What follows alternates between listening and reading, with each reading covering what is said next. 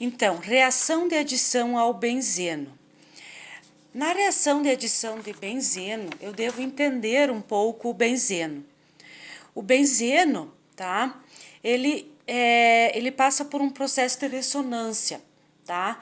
Ele possui um anel benzênico na sua estrutura, como está representado aqui. Então, esse anel benzênico representa o processo de ressonância, que as ligações duplas, elas podem estar presentes em qualquer lado, né, da estrutura.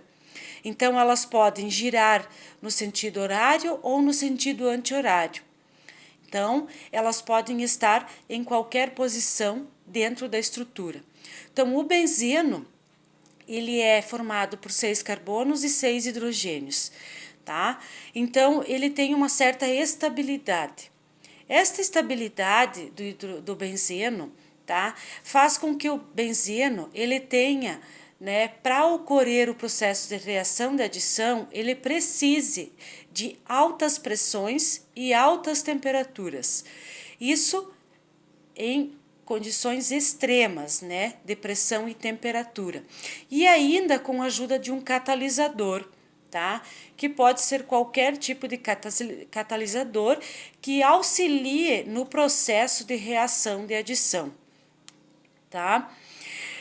Então, uma outra diferença, tá, do benzeno também, para que necessite dessas condições, é que a distância ou o comprimento das ligações, ela é menor, né, do que uma ligação de outra estrutura. Então, o comprimento das ligações do benzeno é em torno de 140, que na verdade varia entre 153 e 130, né? Então, ele aproximadamente um comprimento de 140. E nas ligações normais é sempre 153 pm, que é o comprimento, né, das ligações. Então, o benzeno, para sofrer a reação de adição, ele necessita de condições como altas temperaturas, altas pressões e auxílio de um catalisador.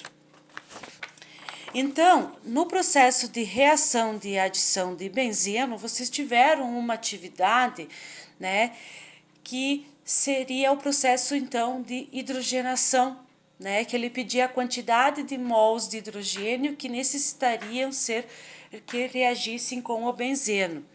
E aqui eu trouxe como exemplo para vocês, tá? Então, a cloração do benzeno.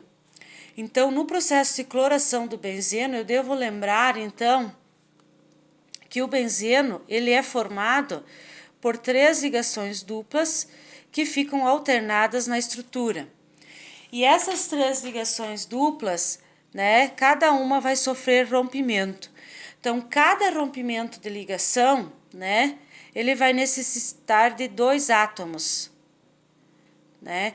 Então, quando eu tiver uma substância de um átomo qualquer, que aqui no exemplo eu usei o cloro, então só uma substância de cloro, uma molécula de cloro, não é o suficiente para as três ligações duplas. Então, eu necessito de 3 mols de cloro para que o benzeno sofra o processo de cloração.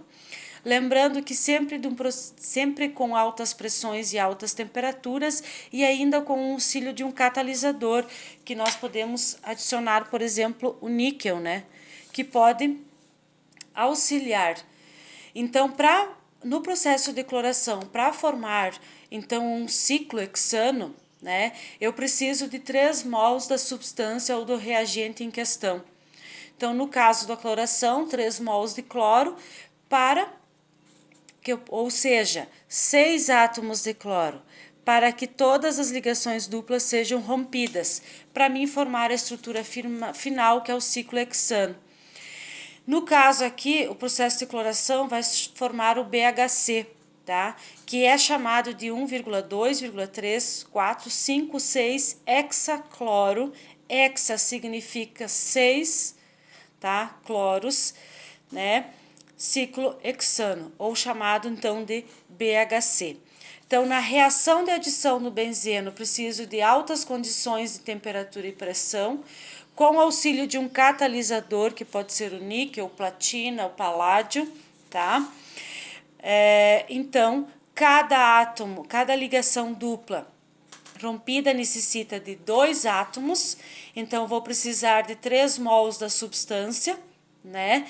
Para que seja formado um ciclo hexano, ok?